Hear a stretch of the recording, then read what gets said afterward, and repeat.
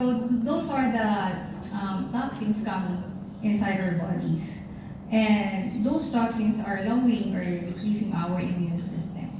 If you will observe based on the history, the span of life is really higher compared nowadays. It's like 65 years old for male and 70 years old for female. That's how stressful and toxic our lives nowadays. So here. And one point to increase the immune system is we're replacing also the saturated fat and the trans fat to an unsaturated fat. Example, instead of eating a lot of red meat, let's say pork and beef, why not replace it with, let's say, flaxseed, salmon, broccoli, nuts, let's say almonds or walnuts. If we can buy whole, because it's really expensive to buy it in a smaller amount. So there. And here, foods that can affect fertility. Meat. All fats are fattening. So fruit, not only has research actually shown that fat is no more fattening than protein or carbohydrates. Fats are actually an essential nutrient that your body needs in order to survive. Many vitamins, including vitamin A, D, E, and K, are all fat soluble. And our body needs fat so that we can absorb those vitamins properly. And there are many healthy fat foods such as avocado, fish, and olive oil. So right now, it's the almost avocado season. So we can buy avocado in cheaper price compared to next quarter. It would be like 200 pesos per kilo. So let's take advantage of the cheaper price of avocado. We can have one piece of avocado every day to prevent constipation, for healthier skin, also to lower blood cholesterol level, avocado. And also it helps, I will discuss it later, the avocado. So good fats versus bad fat. Here, cholesterol. Eggs have cholesterol. Cholesterol is bad. Avoid eggs. I know some doctors and nutritionists does not allow an egg every day. But the truth is, eggs aren't bad for you, and neither is cholesterol. At least, not every type of cholesterol. Every cell in your body requires cholesterol in order to function properly. Just like fats, if you didn't have any cholesterol, you will die. As long as you are picking foods with good cholesterol, like almonds, avocado, beans, and oats, you are on the right path. And the yolk on egg has choline, and that is a good cholesterol. Actually, that choline dissolve the bad cholesterol in our body. That's what I have read and researched about way back. So that's what I'm doing. So for all my clients who are healthy or health conscious, I recommend egg every day in the morning to curb appetite as well. It helps in curbing appetite or preventing to eat a lot of food during breakfast. So here, this one is really effective because I've been discussing it to a lot of teachers, doctors of National Children's Hospital, and it's really effective to them. I have a lot of feedback about this one. Freshly boiled ginger, because nowadays we can buy powderized ginger, right? And if you will observe how sweet the powderized ginger, right? But if you will try doing it at your kitchen, just buy fresh ginger, not the turmeric one, just the regular one, like this big. You can mince or just chop it and then boil it into, let's say, 1 liter. You can drink it the whole day na. And then add brown sugar, muscovado, or honey in that ginger tea, and you can have it the whole day and observe what will happen. It actually calibrates your taste preference. The cravings of salty, sugary, fatty foods will be eliminated totally. And if you're acidic or anything, you won't experience it because the sugar that you will be putting in the ginger tea neutralizes the acidity. So it really helps the whole day. If you're on travel, going from one hospital to another, you can have your ginger tea. warm or cold, no problem. It, it must be freshly boiled in the morning so that we have active enzymes in it. And no worries to degenerate or reduce the activity because you will consume it the whole day now. So you can have freshly boiled ginger, very effective. And also, it can speed up conception by relaxing your body and mind. So it really helps relax your nerves. Aside from the chamomile tea or any kind of tea, this is very effective. And also, it helps to balance hormonal issues, to improve blood supply to reproductive organs, regulate ovulation, and decrease stress, of all which may help increase your chances of getting pregnant. So we can advise this to your patients. So this is really effective. And nuts, all nuts and seeds should be consumed in their raw form or as close to raw as possible. Because sometimes you're buying nuts, the one that has MSG, sugary, coated with honey. So it's really advised to have raw to close to raw as possible. Na let's say cashew, almonds, no added flavoring, yeah, walnuts, because the essential fatty acids and zinc are especially sensitive to heat and can be destroyed when heated. That's why you have to take care of the nutrients inside the nuts. So it must be consumed raw or near to raw. There. Important note about peanut allergy in pregnancy because sometimes if we eat different kinds of nuts, because nuts are healthy, we are not aware that allergies to peanuts are serious.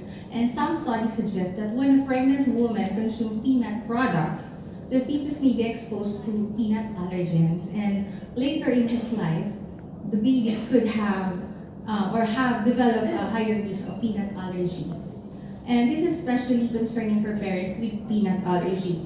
And it is suggested that pregnant mothers with a family history of peanut allergy on either side of the baby's family should avoid eating peanut products during pregnancy and breastfeeding. So there. Regarding avocado, going back. So here, folate, or usually called folic acid, can be found in avocado. This vitamin helps to prevent birth defects in the newborns like spina bifida, and is a must-have for women who are trying to get pregnant. So, an avocado a day is the doctor away. So, not really an apple. I'm not a fan of apple because this is an important. Here in the Philippines, we import apples. So, this is not advisable for us to consume apple every day because there are a lot of chemicals found in the apple, on the skin or maybe inside. So, to preserve it for a month or so. So we must always buy local fruits and vegetables so that there's lesser amount of pesticides. For example, in vegetables, we can consume instead of spinach, we can have alugbati. Are you familiar with alugbati? The one that has violet stem, the green one. That is a family of spinach and very rich in vitamin D, calcium, and iron. And yet, it can be found on our backyard. Organically grown, free, and very nutritious.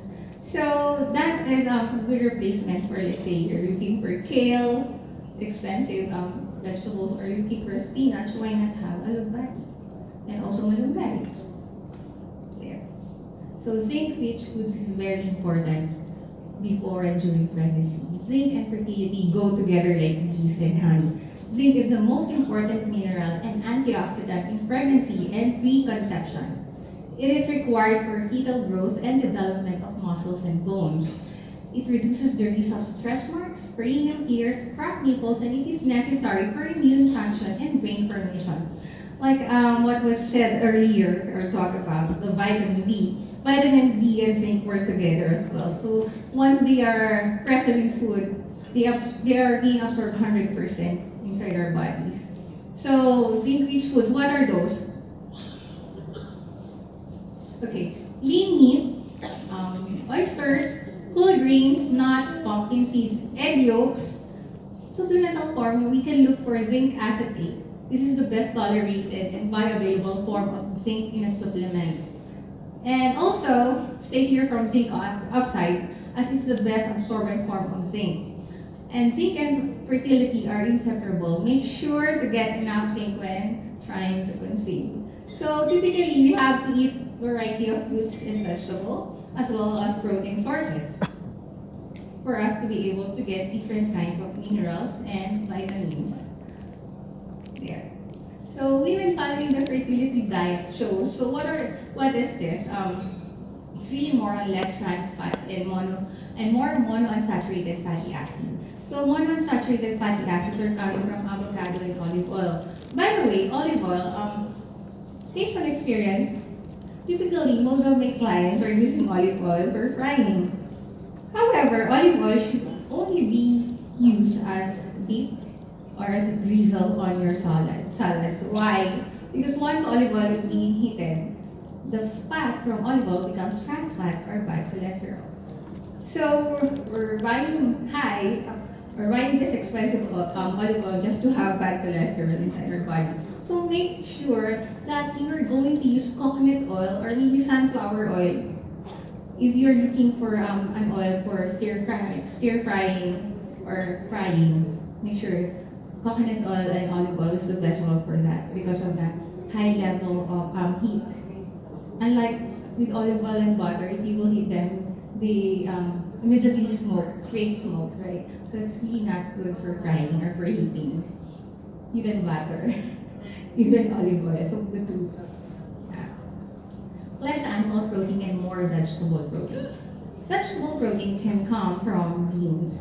We have low biological value of protein from beans, munggo, any kind of beans, even in soya. Once this low biological value of protein combined to, let's say munggo, it's combined to rice. Rice has 1 gram of protein. So this is combined, we produce high biological value of protein as if you eat chicken already. So there. And more high fiber, low glycemic carbohydrate-rich foods, including whole grains.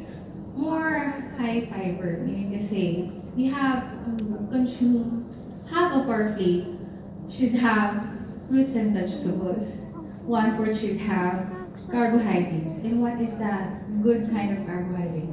The low glycemic kind of carbohydrate should be corn, red rice, black rice, violet rice. Root crops like kamoteng kahoy, what else? Any wheat bread is included, rolled oats is included as well. So why low glycemic? Low glycemic foods, let's say those root crops, once digested inside our body becomes glucose. And glucose is being absorbed in the blood slowly. So for those diabetic patients, the increase in blood sugar level is gradual or very slow. So there's no shooting up of blood sugar. It's really safe for diabetic patients. So the low glycemic index, the red rice, black rice, violet rice, or corn root crops are very good to recommend instead of white rice and white bread. More vegetarian sources of iron, fewer meat sources, high fat dairy instead of low fat dairy. Why? It's better to consume full cream milk than low fat milk for those who are doing the fertility diet because they need a lot of nutrients, amino acids inside the milk. The full cream